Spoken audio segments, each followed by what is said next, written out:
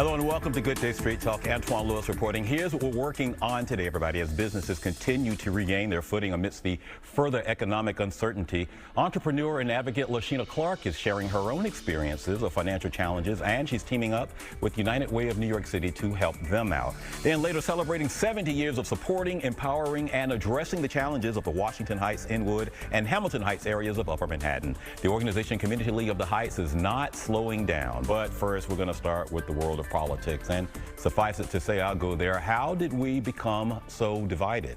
Are civil political discourse and informative debate gone? Are they a thing of the past? Lastly, can it ever happen again? Well, we're going to talk about all of this with Bruce Bond, co-founder and CEO of the Common Ground Committee, a nonpartisan nonprofit group that's encouraging lawmakers and Americans to find common ground. Bruce, good morning to you. Antwan, pleasure to see you. So how'd you get started? How'd you come up with the organization? It started in 2009. My friend from childhood, Eric Olson, and I had always enjoyed the political debate, but we noticed that there was a problem where if you and I disagree on something, there was something wrong with your character.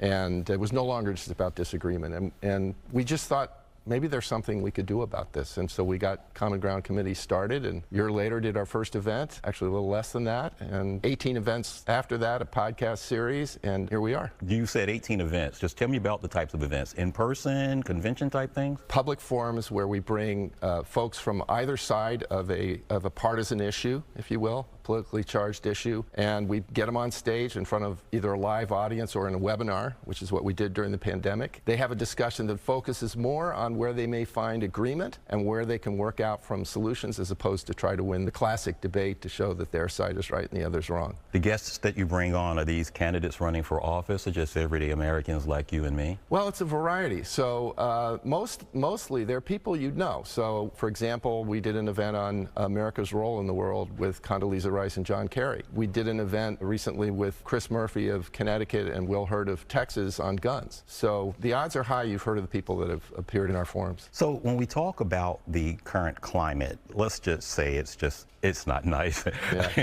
It has never really been friendly, you know, in our lifetimes, I imagine. But it seems that the climate, the temperature is just so hot now. Why? Where did the switch happen?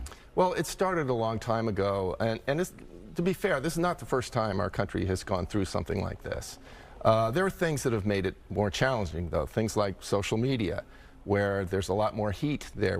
Our motto is bringing light, not heat, to public discourse, and the heat comes from there. There's a lot of the cable news channels, they generate it as well. So there's this environment that's a little different than it has been in the history of the country. New elements that bring this in that make it somewhat more difficult, but take heart, we actually are seeing a wave starting to go back the other way. It's going to take a while, but we think we're on a track to a better position. Yeah. You talk about the role that social media plays, and if Facebook or what's it now, Meta, you know, had to start putting disclaimers up, you know, just because of the influx of ads that were, you know, giving false information and false narratives. What more responsible role should the Facebooks and Snapchats and all these other platforms take in doing this? Because a lot of people go there and get their information.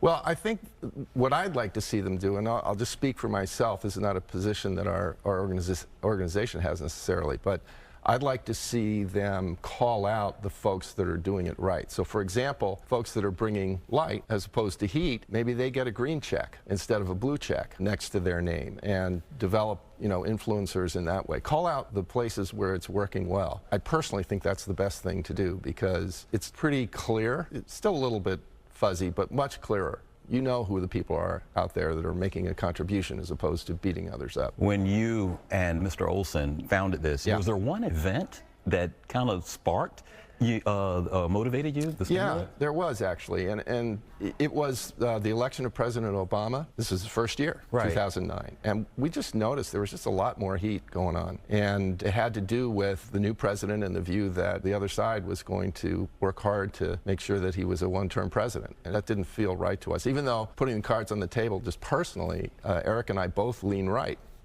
politically, but we just didn't like the tone. Let's talk about that, if you'll allow me a follow-up. Did race play any part in the tone or in the things that you were observing? I'm sure it did. I think there was a bigger element going on, though. I think there was, it was a hard-fought election. There's just a different sort of culture that was, if we're out of power, now we got to do everything we can to get back into power. And because the new rules are, sweep the table here, run the table. You want to get the presidency, you want to get both houses of Congress, and that's how you govern. And that's different from what it used to be, which is that we had a majority and a minority, and they would go back and forth from time to time, but there was always this sense of collegiality. Right. And so that had changed. So I think, I'm sure that race had something to do with it in some situations, but I think the culture around what good looked like politically had changed, and that was equally a factor. Yeah. Well, we look back, we think about what happened in January. Yeah. And we saw violence, at the seat of the democracy, for our country. How did you process that? And then tell me about the conversations and the forums that you've had since January 6th. That was a very trying event for our country. I mean, regardless of what side you're on, there are very few people that see that as something that was a good thing that happened. Different people put different weights on that. I think the challenge on this kind of thing is to say, how do we prevent that from happening? I mean, you could argue that the problem of polarization was ultimately behind that, and different folks sort of stoking the fires of, we're this tribe and you're that one, and we're going to make sure that, you lose and we win. And I think that was the thing that was primary, a root cause, if you will. And that's the kind of thing that we're working to address, incivility and polarization. We're trying to bring healing to those things. You mentioned a scorecard that Common Ground has come up with. Just tell us about it and where do you see things? Well, you can find that on our website at commongroundcommittee.org. And it's a tool for voters who care about the degree to which a candidate is going to reach across the aisle to work with the other side. And in fact, a recent poll was done by Georgetown, their battleground poll that they do periodically, showed that 70%, technically 68% of the country, they're going to be looking for that when they consider a vote. It's a factor. It's not the only factor. Issues will still rule. But this is a pretty big number, 68%, and we haven't seen that before. So it's an indicator that the scorecard is the right thing right now for people. And I can tell you one of the things that we're really excited about is that members of Congress are very interested in it, and they have been talking with us about, well, how do we get a better score and that sort of thing. And that's what we want them to do. People, they really do care that they're perceived as working with the other side. A few years ago, they wouldn't have cared. They do today. And that's an indicator to us that this wave I was talking about is starting to build. We're not there. We got a ways to go. But like I like to say to people, take heart. We're making progress. Hey, continue to chip away at that wall, and we'll get that wave to sweep over wherever needs to be swept. We'll put it that way. Great. Nice to meet you, Bruce. Nice to meet you, Antwan. Thank you very much for having me. Stay right there, everybody. Next, helping minority-owned businesses on their journey to getting back on track. Entrepreneur and advocate Lashina Clark is here. We're going to talk to her when we come back. We're back. In 2008, Lashina Clark lost her job in the banking industry as a result of the Great Recession. Now, it led her to start her own business, Sudsy Water Laundry and Dry Cleaners, uptown in Harlem, and it was a great success. Flash forward to today. Many business owners are facing the same financial uncertainty that Lashina had, but she's here with a message for them, and she's on the couch today. Good morning to you. Good morning, Antwan. How are you today? I'm behaving mostly. All right. So, 2008, what happened? Well, as you said, the Great Recession. So banking was the hardest hit industry. Oh, yeah. And I was one of those people in the hit. So a hardest hit person, I guess. So I lost my job, but gained a different perspective. And so now I'm here as an entrepreneur. I'm an advocate for small businesses, as the ones I own. And I'm here to tell the small businesses in New York City how they can get help. Lashina, how long were you in banking? How long was that your career for? Yeah, I was in my banking career about 12 years. Okay. Yes. So you settled on the laundry industry. Just tell us how you came up with that for Sudsy. Sudsy Water Laundry came about with me working. I, of course, used laundry service, dry cleaning service, and a friend of mine said, did you ever think about going into the laundry business? And I think instantly I felt, wow, yes, that's what I'm going to do. And so here I am today. We are a growing business. We're making it through the trials and tribulations of small business ownership. And we're here to tell the story, and we're here to support other businesses who are doing the same. And also, you mentioned businesses. We want to talk a little bit about Mia's Bathhouse for Pets. Okay, aside from the obvious, why don't you tell us what's happening there, what that one does? So Mia's Bathhouse for Pets came out of the laundry business.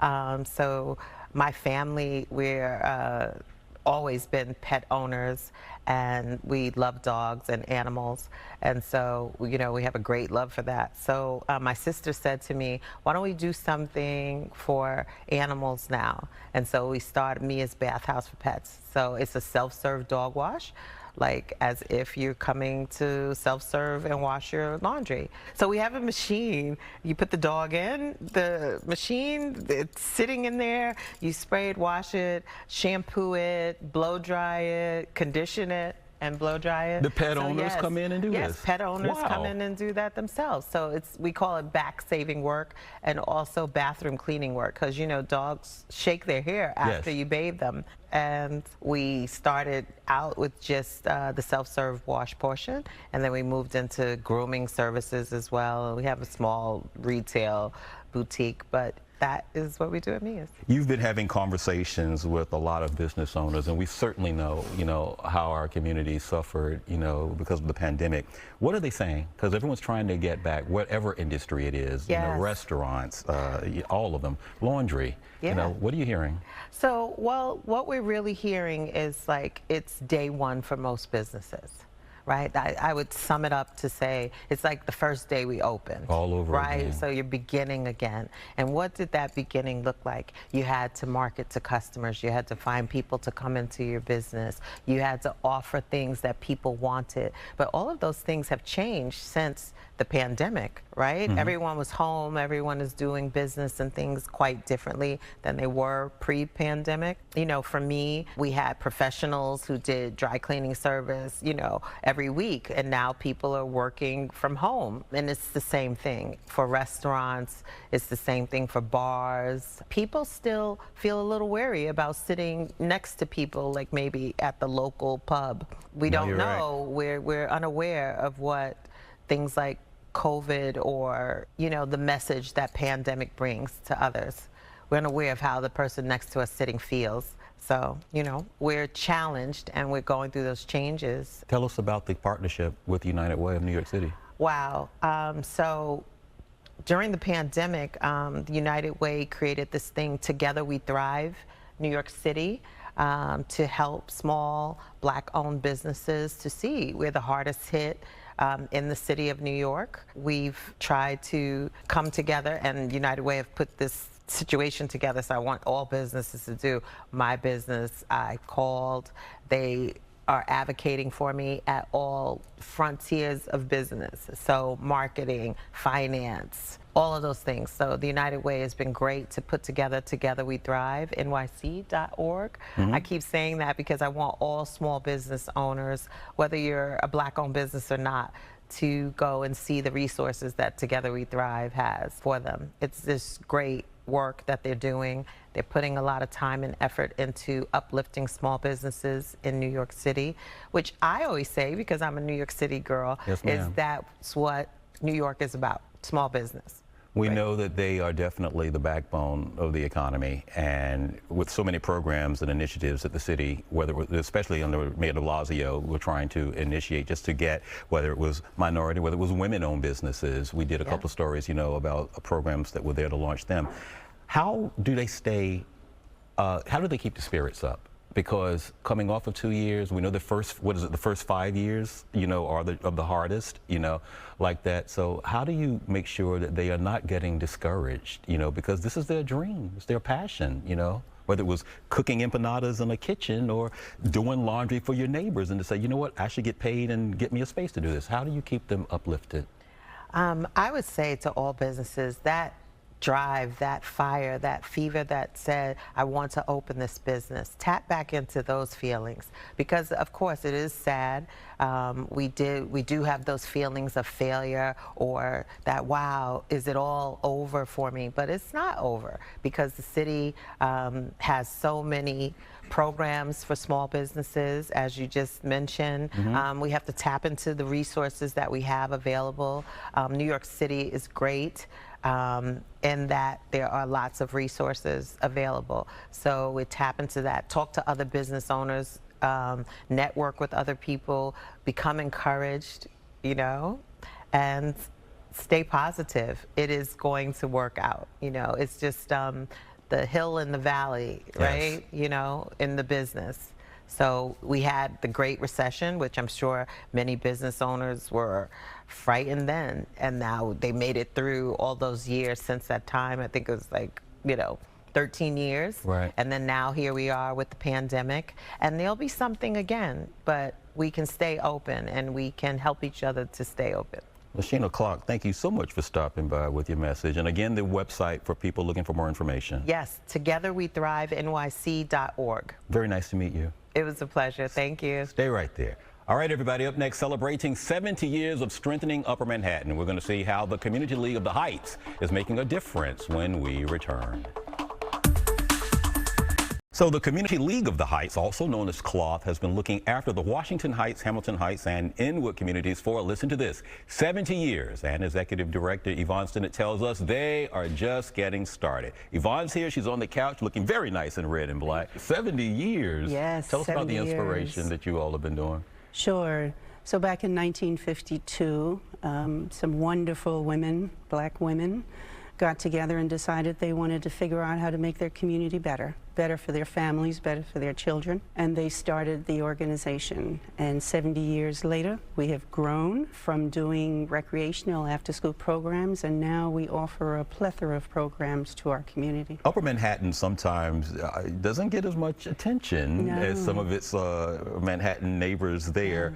How do you all make sure that you keep a spotlight on it, not just through your own grassroots efforts, but making sure that the city is reminded that, you know, we're a little bit more than just, you know, being the tip? Yeah, it's unfortunate, the perception of our neighborhood over the years. But we've had to keep our eye on the prize, right? We've had to make sure that we continue providing services and uplifting the lives of people in the community. You have to look inside and grow from that. So I think for us, we're not too concerned about what the entire world may think or outside. We have to stay strong, and we've done that in building up families and building up young people, giving them quality education, providing affordable housing, make sure that they had a comprehensive package of services, that they could continue thriving. And you can live through all of that adversity and challenges if you just have that faith, and we've had it. The pandemic impacted our black and brown communities devastatingly.